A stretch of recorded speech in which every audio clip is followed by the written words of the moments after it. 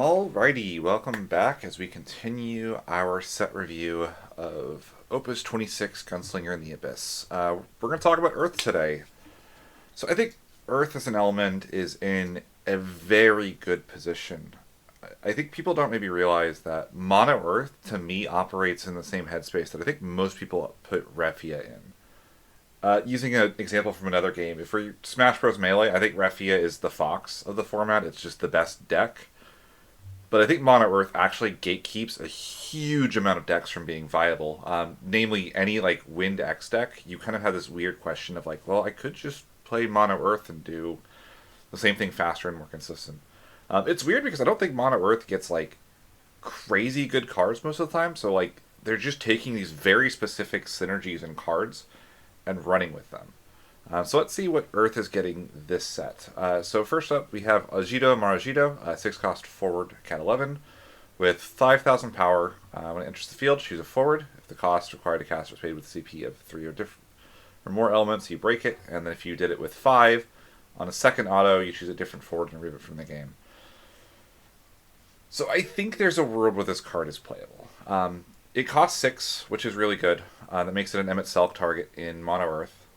And Emmet Selk kind of exists in this liminal space sometimes where you can cast it with like 3 backups, and you don't really want to get Ingus to proc the Emmet Selk and get the punch, but you might like not also want to get like a Minfilia, for instance, and open yourself up to removal, and you're still only killing one thing there. And in theory, if you have like Tyro and plus a different backup, plus an Earth backup, or like a backup that can tap for multiple colors, or you have a Leo on field next to the Emmet Selk from an earlier thing, you can, get like kill 2 things off of Ajido Marajido. I don't think that's an unrealistic thing to happen, but I do wonder, like, as a neutral play, is that really ever going to be better than Barret? I don't really think so, which then means that like the second ability is important. But my issue with the second ability is like the only situation I see that happening is when you go Leo Wall Tidus, or Leo Wall, and then you could go Tidus, which is remove a backup, remove a forward from the game, basically draw 2. And Ajido Marajido is just like kill 3 things if you have Emmet Selk on field, which is just so much less impressive. And to top it all off, if you're gonna go for this rainbow like theme, like I'm gonna get to 5 backups, I'm gonna cast my rainbow payoff, why are you not doing Fusoya, which is stack a forward to the deck, draw 2 cards, one of which is a summon from your break zone, and you get to bounce any character, which includes like backup destruction, which is I think where like Mono Earth starts to really shine and kind of gatekeep other 5 backup decks. So that like the window where Ajido Marajido is good to me feels just too narrow to think that this guy is going to see any real competitive play. If you could like, if it was an LB or something where like you always had access to it, like I could see a world where the card, it does things and is good. I just don't see this taking up a main deck slot when you have access to so many other good 6 cost Earth forwards. Upruru. So this is a 2 cost backup job mage with cat 11. When paying the cost to cast a cat 11 card, if Upruru is on the field, I can reduce CP of any element. So it's kind of like the Riku or the Sid 18 or Sid FF8 guy. These cards that color fix for their element or for their category. I kind of wish that like I always wanted 14 to get one of these for Scions. I always thought Tataru would make a good pick for that, but now I don't want that for Tataru. The issue is color fixing in Earth is so much less valuable than other elements just because Earth already has so much color fixing with Leo, Tyro. You have the category Moogle for Earth, which like the Earth Wind category Moogle or class Moogle. And do I really need this? There are like interesting Cat 11 cards you could cast in color fix. You have like a lot of interesting backups. Nagmalata, you could cast an ice backup off of this without like as a color fixing tool. I don't think there's any crazy Cat 11 limit breaks to my knowledge. The one that I can think of is Celtius, but it's already in Earth. Nat's also Cat 11, but again already in Earth. I don't know, it just feels like Cat 11 already is in Earth so heavily that I'm not sure what we're meant to be cheating the color on. I think it's meant to be played with Ajido Marajido, so like this can produce wind or, light for Ajido Marajido, so like the rest of your backups can do things, but that's a really niche combo and a synergy that I really don't expect to come up very often. So I'm not very high on a Peruru. I don't think the text is bad. It's not really a contested name on a backup or anything. It's just like, what are we doing with this? And I don't really know that there's a satisfactory answer that makes me excited to play this guy. Althic, this is another of our 12 backups. 2 cost, Cat 14. EX burst when it enters the field. Choose a forward. Opponent controls. If you have 4 more, job 12, do it 9k. It's Elvis. It's just Elvis. Unlike Elvis, it doesn't scale past, like, it's worse than Elvis, but it's still an Elvis, and Elvis was like one of the best cards in Soiree. The only difference is that Althic can't scale up to be doing 12k, which is what Elvis would be doing at this point, I think, because I think it was 3k per, if I remember correctly. Doesn't matter. You need a critical mass of the 12 cards. This is one of the best backups in the element. It's also in Earth, which is great. Just a good card in general. Ignis. So when Ignis enters the field, you may duel 2 active forwards. When you do, you choose a forward. It deals damage equal to the total number of forwards dealt to this ability. Damage 3, he becomes a 3 CP 9k job retainer and Cat 15. So the annoying thing is, I feel like Ignis isn't the retainer name that needs a better card. It's Gladio. Gladio has 3 cards, and all of them kind of do the same thing. Ignis has, actually, I think, 3... Actually, I'd have to even say 4. I think the starter one is still a card you could consider in some decks. But, like, there's, like, 4 interesting Ignises already. You have the backup, which is great, because then you have a recursion for Noctis. Noctis can then search a backup, etc., etc. You have the 5-cost Ignis, where you sack a backup and kill a forward, and then you get, like, some recursion on top of things. I think that card's really powerful, if a bit expensive. This kind of plays like that Ignis, just without the forced backup break, but you don't get the recursion element. I don't think it's a big deal. I think that probably most decks that were playing the 5-cost Ignis in retainers are going to play this Ignis instead. But I also think this card is less generic than an Ignis. I think this only is like going to work with like the starter Noctis and... remember when I was talking about like Mono Earth kind of gatekeeping other decks? I think retainers are one of the most gatekept decks by Mono Earth. I actually think that Earth Wind Retainer Storm would be a deck that I would be considering for events if it wasn't for Mono Earth being a literal unwinnable matchup for that deck. Like, it is so bad. I cannot stress enough how bad that matchup is. So I like Ignis. I think the card is fine, but it's not like a world beater. I just don't know why we can't get a good Gladio. I guess Ignis is a more popular character, but like, come on, there's got to be a Gladio design that we're happy with somewhere. Vanille, this is our first Earth Legend. So 1 cost, 4,000 power, job, medic, and Lassie, which is put from the field into the break zone. You can remove from the game. Then you get to add a Cat 13 forward in your break zone from your deck to your hand. You can tap her, reveal the top card of your deck. If it's Cat 13, you get to add it to your hand, only once per turn. So, I remember when this card was spoiled, everybody kind of looked at it and went, why would we play this card? Like, none of the text on it is bad. And I remember that people were like, well, it's crazy in title. And part of that was we didn't have full set context, and we figured we might get better context later, which we did eventually with Fang. But I think even after Fang was revealed, people were like, well, why do I want this? And I'm going to be honest, I was of that mindset for a while. I'm kind of thinking this card's actually really good now, though. So we'll talk about Lightning when we get there, and Cat 13 as a whole. But one of the issues that I've noticed with Cat 13 is it kind of becomes this really complicated removal check deck, where you have to stop Lightning at all costs. And you get to do, when you have such a polarizing lightning rod of a card, no pun intended, you get to do what I call the shell game, which is when you're doing something really, really threatening, and on the side you get to kind of go, pay no attention to the Vanille that is drawing my entire deck. And something annoying about Vanille is she's really not easy to get off of the field. If you kill her, she could pick up the lightning, and a lot of the sources that kill Vanille are the ones that are going to kill lightning as well. So you're kind of going down the resources to kill lightning to kill Vanille. But if you don't kill Vanille, the 13 deck is actually going to start playing almost like Dragoons, where they can just overrun you with card advantage, which is really powerful, actually. The question really is, like, can you afford to play this Vanille over the Fire one? I think the answer is probably yes. I really... I kind of contextualized this to a friend, and he went, holy shit, you're right. But, like, New Fang and Vanille, even if you don't have any text with Vanille whatsoever, that's Layla Viking from deck.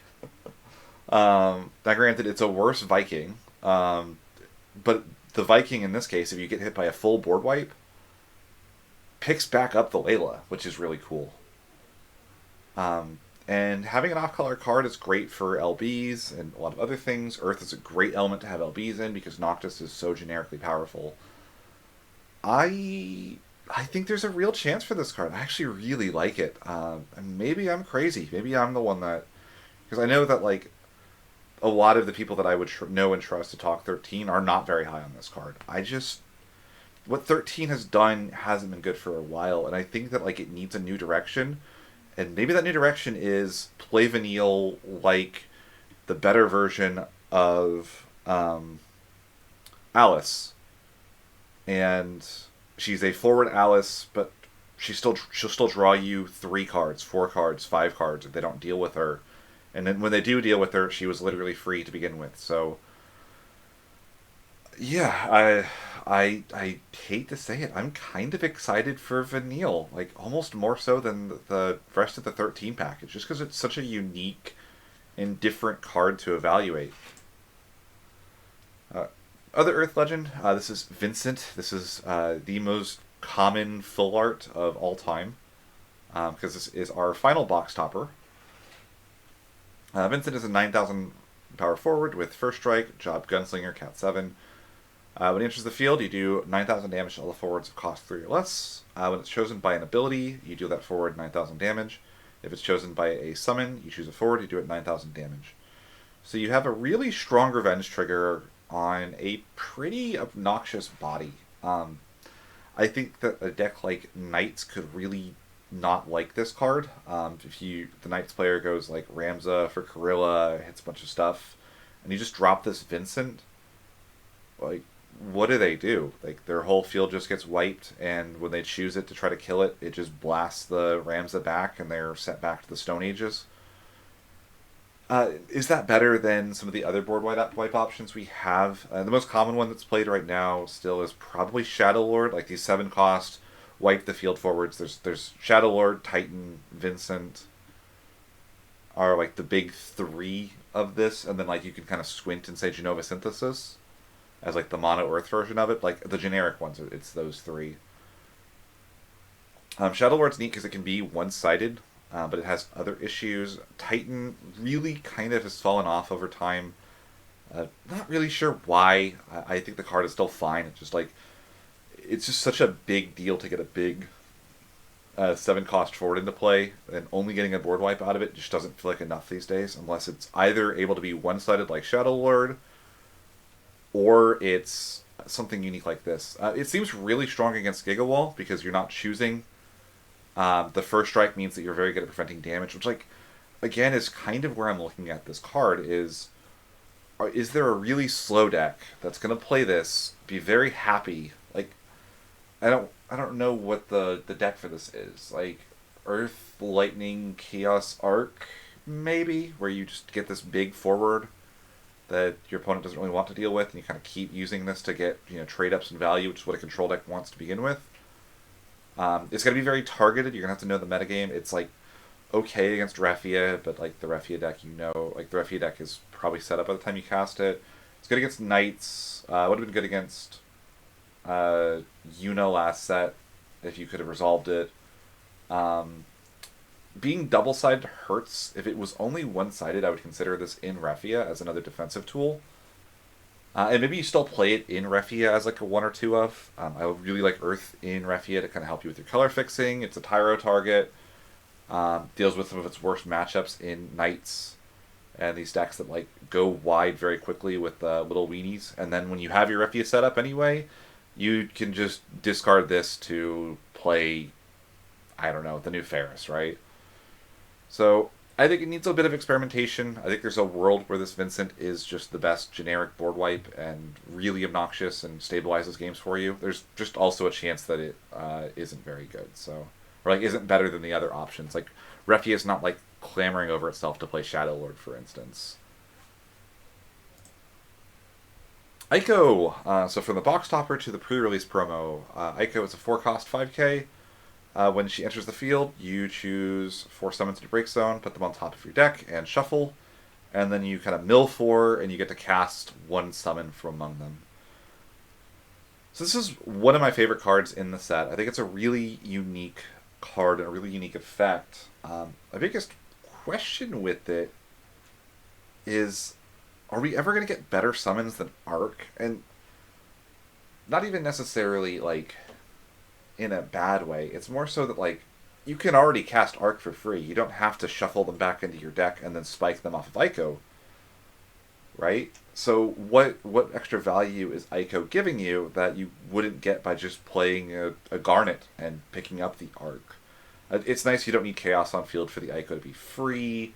I like the idea of, like, targeting 3 Lev 6s and a Remora, shuffling them all back into the deck, and then because you're more likely to mill other cards as well, you're kind of re-increasing the EX burst count of your deck as you go along, which I think is really neat. It does mill, so maybe there's some Fujin Raijin synergies in there, but this card also doesn't have text unless you've already seen 4 summons, which can be kind of difficult to do in like a self-mill style deck. But I really like the card. I think it just seems like a lot of fun. And sometimes cards can be playable and good and fun without being optimal. But like, I wouldn't be surprised to see like Earth, Water, Chaos Arc, run a copy of this. Summoner's a great job. I've always kind of not cared that much about the. A lot of people run the Ico that like sends a summon, like Foolish Burial's a summon, which is really, it's a good card. But I've actually kind of disliked that because finding the arcs, putting the arc in the break zone is not the same as drawing it. If you need to stabilize quickly, and you're kind of reducing your outs of finding the Chaos Arc combo as quickly as possible when you do that. So I've never loved that idea. So I'm okay with cutting the Ico for like a Len or a Yuna or something. So keep an eye on this one. I think this is really cool. The other thing also, it's weird that it's a Nombo with the Limit Break, which needs 9 summons in the break zone and a root from game, but because this Ico shuffles them back, you're almost guaranteed to go down on summons in the break zone when you play her, which makes casting the Limit Break Ico worse. So a weird little Nombo, but again, the card is so cool, and the art's cute too. Gladiator. So this is the standard unit of the cycle for Earth. It sucks. Standard unit, category FFTS. Discard a card, choose a forward, give it 1,000 power. If it's fire, it gains 3,000. It's the most Earth card of all time. This is what I mean when Earth is weird, because it'll get cards like Emmett Selk, which like read crazy, and then it'll get like the cycle cards will be like give a forward 1,000 power, and you're like, this is not comparable. Like what? Like Gimme Cat last, that was a good example of like a card that just like was not comparable to the Earth monster. Like Gimme Cat, I think is one of the strongest monsters ever printed. The Earth monster is one of the worst ones ever printed. So Gladiator, just I'm talking about it more than I should, but it is really funny sometimes when like Earth's limited payoffs are so much weaker looking in a vacuum than the other elements. Beastmaster, this is another standard unit, Cat 11. When it enters the field, reveal the top 3. You get to play a monster of 3 or less, and then you can tap and sack it to choose a monster that's also forward. It gains 4,000 until the end of the turn. I mean, it's not... Like, the problem with this card really doesn't have much to do with the text box. If it hits a monster, I think the card is fine. It's just like, how many monsters can you realistically play? If you play 25 monsters, you're still going to whiff on this like a good bit. Like, think how many times you've played Minor with 18, 20 backups in your deck and whiffed. and then take away 2 of those cards, and like, are you playing 25 monsters in your deck? I can't imagine a deck that plays 25 monsters and like is successful. Um, so I don't see a world for this card. It's neat. It's kind of fun and limited because the monsters this set I think are really strong and limited, but I don't see a world for this card in standard. Zangan. So Zangan probably bears mentioning that a lot of this set is built around this new Tifa archetype, and Zangan is kind of a piece of that. So Zangan is a 5-cost martial artist with 9,000 power from Cat 7. Zangan and the card named Tifa can use action abilities and specials with tap as though they had haste, and you can play a Tifa with 5 costs or less from your hand on the field when you play him, and he has an action ability where you can dull him, choose a forward, deal at 5,000 for each martial artist you control. There's not a lot of martial artists. Hilariously, Dadaluma, the unbanned one, is a martial artist. I don't think there is a martial artist deck. It's mostly just like Zangan does 5k by himself. If you have Tifa, he does 10k. So you can end up in the situation where you go like the dream scenario with this card is pretty simple. You have Zangan plays a Tifa, Zangan dulls himself, kills the forward for 10k. You discard a card to Tifa, the new Tifa, do another forward 8k. Maybe you have a Cloud on field, the Tifa reactivates, and you pass the turn. I think it's neat. I think it's an interesting direction to maybe consider taking FF7, and FF7 in Earth has a lot of reasons to be going together. And Tifa and Zangan are not contested names in that deck almost at all. There's the old Legend Tifa that like is the multi-attacker, but that card is kind of a meme more than it is good. It's kind of like the Behemoth K. It's a Timmy card. The most common Tifa that sees play is the Opus 14 hero that like searches a cloud, which again in like a mono Earth deck isn't really going to be contested because there's not a lot of clouds you want to be playing in mono Earth. Like the best one is the backup from like Opus 24. So I think there's a world where there is a mono Earth FF7 deck that plays this, or even like a control FF7 deck that like plays Zangan and Tifa as these like removal engines. Like run a bunch of copies of a cloud for the Tifa to have all of her text. The scary thing about that, if you were going for that control direction, is I don't know how much you want to play the forward Zangan versus the backup Zangan in that situation. The backup Zangan just seems so much safer, and I think the safety and guaranteed element might be more valuable than kind of a 7-cost forward that kills 2 things when you play it. It just seems really expensive to line up for this kind of Zangan Tifa control deck. I could be wrong. I think it's something I might need to actually play with a little bit and just see what it looks like. Because I can't really visualize what the deck looks like in my head, and maybe that's the issue that I'm running into with it. Sheeran. So speaking of Tifa, this is another one of those Tifa control engines. 3-cost, backup, Doctor in North Corel from Cat 7. When it enters the field, you choose a Cat 7 in your break zone. If it's Tifa, the next Tifa you cast is reduced by 3. So very clear intended synergy here. You play the Sheeran, you pick up the Tifa, you tap a backup, you play the Tifa, and the Sheeran basically was free and play the Tifa from the break zone. So there's some kind of like that objectively is not bad, and I think even just the default mode of pick up a Cat 7 character is good and worth considering. You know, a 3-cost backup with a bit of recursion tacked on is a good card. And again, the mono Earth FF7 deck, if you want to go for like the mono FF7 backup line, you have like Jessie is a given, one Marlene is a given. You're probably running a Biggs and a Wedge backup. But like, there's not a lot of competition for those other slots. I think that you're kind of starting to stretch a little bit thin. Kate Sith is really good. You don't really want to run a Cloud usually, because you want to be running a forward Cloud in any FF7 deck usually. And in those situations, Sheeran could be just a nice little role player, which is kind of the best thing I can say for him. With or without Tifa. With Tifa, he gets a little bit better, but I don't know if I'm going to like hold this in hand and really try to line up the Tifa. Like, especially considering like to do that, you need to play the Tifa or play the Sheeran with an extra backup to play the Tifa for the reduced cost, right? So. How realistic is that? I don't know, but I think the card reads pretty acceptable, honestly. Notably, you could play this with the backup, like 6-cost Tifa, and like maybe that's worth considering, but that's like an earth fire thing. So yeah. Titan.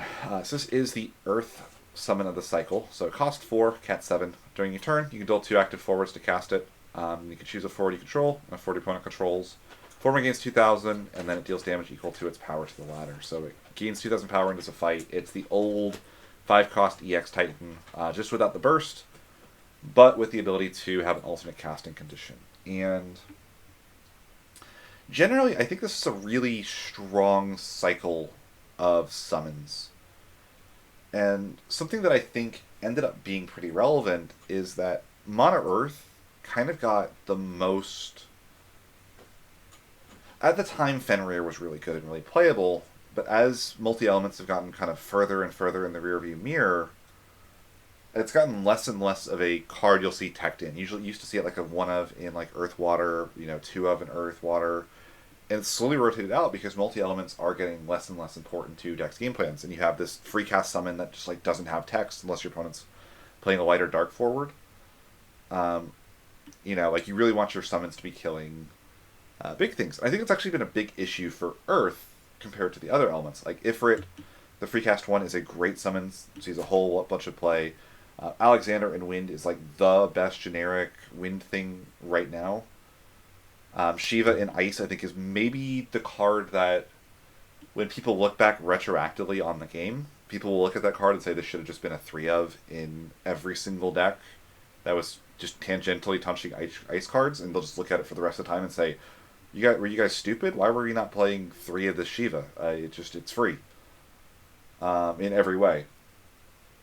And like the water one kind of had like a little mini Namba with Yuna, but like it still is a card that has seen a lot of play and could be considered in the future because of its like unique disruption and floodgate effect, right? Fenrir was by far the worst of the cycle, along with Ramu. I'll talk a bit about the lightning summon in the cycle, but I think these are the elements that are the most buffed by having a free summon that's really good. And there's a lot of neat things that this does.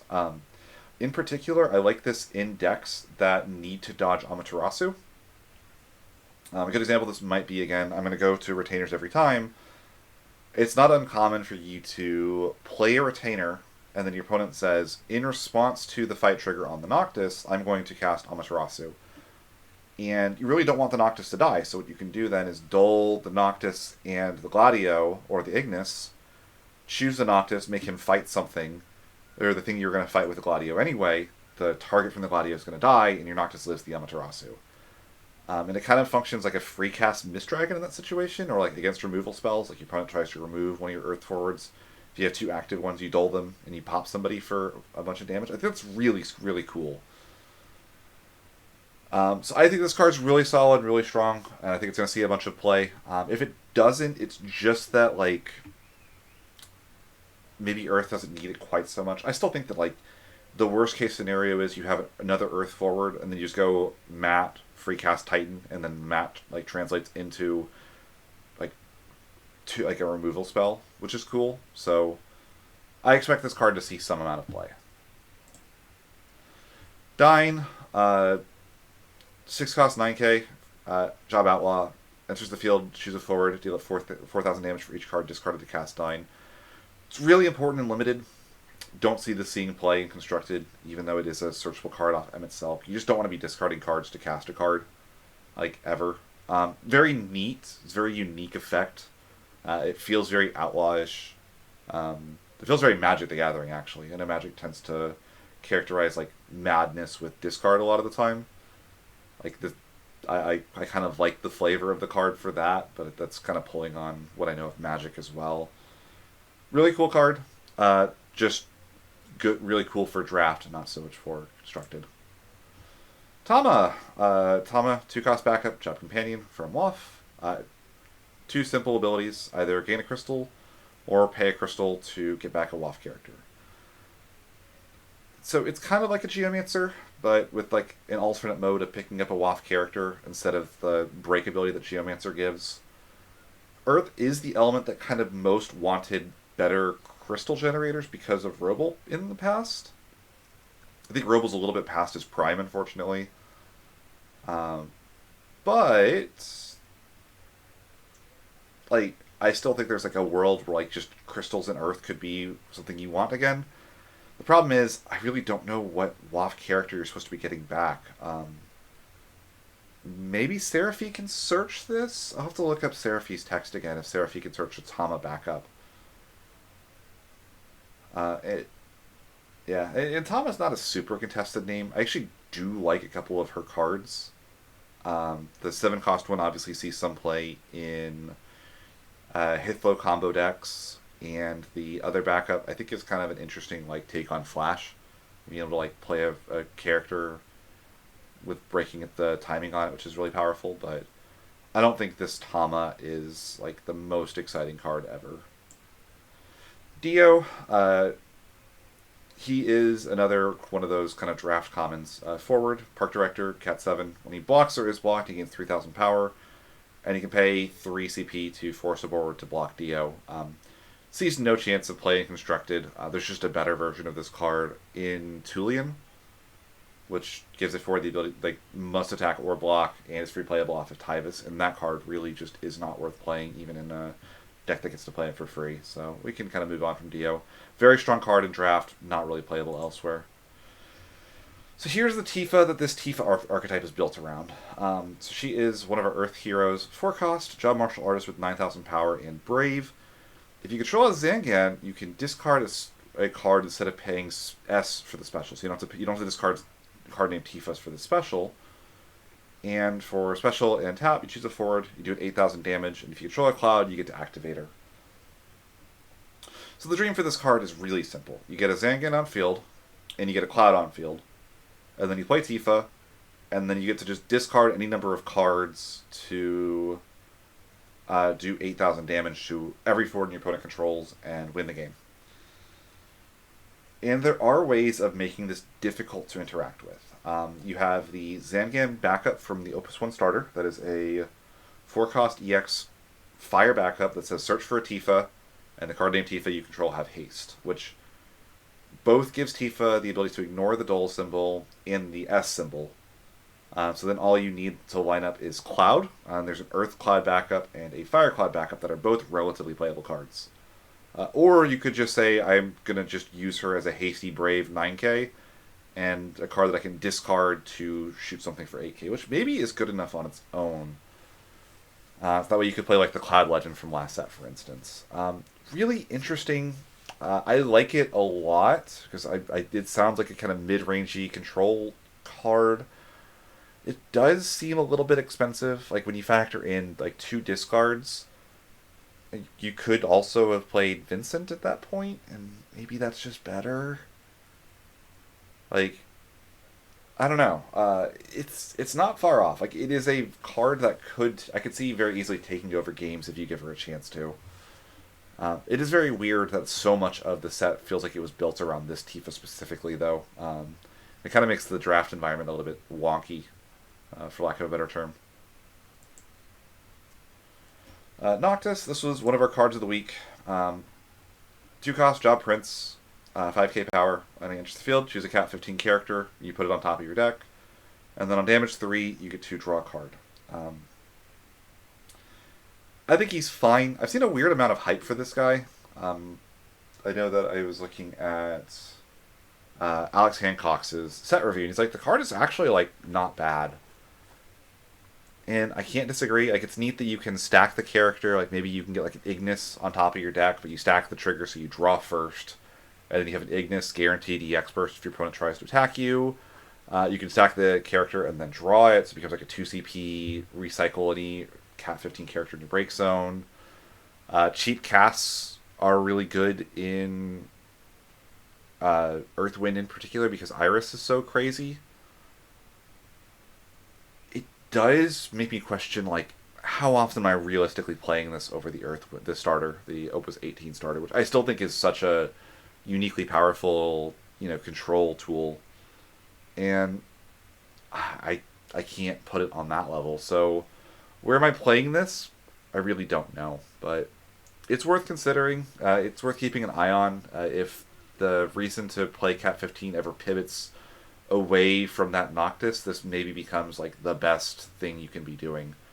maybe it's okay in that deck. Like maybe you just want an extra copy of Noctis for Prompto to search or something, and then this can recycle the good Noctis or something like that. So keep an eye on this one. But I think for now, I really don't expect it to see much play. Art is gorgeous though. Nofika. This is the Earth 12 forward. 4 cost 8k. When she enters the field or is put from the field in the break zone, you get to recycle a job 12 other than Nofika. I think she's mostly filler for the archetype. They need a certain number of these that help you to get to the critical mass without feeling too expensive. It's neat that you get it on entry and on death, so you can kind of treat her as free as long as she dies, as opposed to getting bounced or removed from the game. I like that she can help you kind of line up combos too. Like if she's your 5th, then you can pick up a Holone, make Holone your 6th, and then get your triggers off the Holone. It's great with the lightning one, which gets cheaper for each one that you control. Just seems like a really solid filler. I think she's actually been much more impressive. I started with her at 1, and I very quickly bumped her to 2, and might put her at 3 in the near future. Like she's just been overperforming at every chance I've given her. So, yeah, good card. Geomancer, stop printing these. Mandragora. So this is the Earth monster of the cycle. It's Cat 11. Job Mandragora. During your turn, it becomes a forward with 7,000 power. When it deals damage to a forward, it breaks it. And when it deals damage to your opponent, you sacrifice it. And then you get to put a card from your break zone into your hand. So this card, I think, is just going under people's radars. And I don't know why. The Earth monster pool is the shallowest in the entire game. There are no good Earth monsters in the game other than Luminous Puma if you can cheat on paying for Luminous Puma's cost. And I think because of that, like I'm kind of looking at this and I'm going, this is a really bad Earth Blue Worm. But like this is the 3rd best Earth monster in the, now, isn't it? Like the only other contenders would be Zombie and maybe Hilgigus can catch people unaware sometimes. And I think something that people don't realize is that the second effect on this guy is very unique. There are not a lot of cards in the game that say choose a card in your break zone. This can get you back a backup. It can get you back a forward. It can pick up a monster. It can pick up that Amaterasu. It can pick itself up. If you just want to like swing in with this, do a point of damage, and then replay it, you're more than welcome to do that, which I think is like really interesting. There's just not a lot of cards there's no card that does that in a way. It has kind of the Kadaj thing that like Piranha had that made it like really difficult to interact with. And I've heard from people that have like messed with like Foulander that like those monsters have been better than they really thought they would be. So yeah, I think this is one to keep an eye on, especially for like the Tori Kellys of the world. I could be wrong, but again, the Earth Monster pool is just so bad that something like this I think is more like I really think this is like one of the best Earth monsters in the game. Like a big Buffasaur has seen play in Earth for Pete's sake, and that card is so bad in comparison to this. And that's it for Earth. We'll see you in Lightning coming up soon.